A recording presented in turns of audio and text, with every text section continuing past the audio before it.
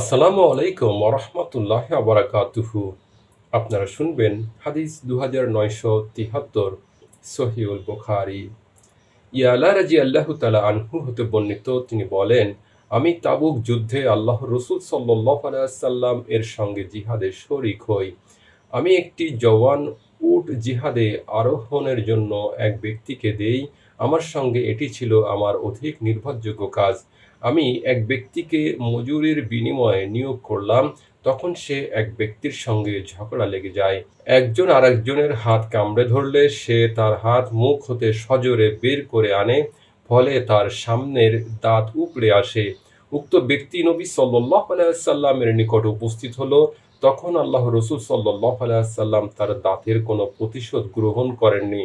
আর তিনি বললেন, সে কি তার হাতটিকে তোমার মুখে রেখে দিবে আর তুমি তাকে উটের মতো কামড়াতে থাকবে? আপনারা শুনেছেন হাদিস 2973, সহিউল বুখারী।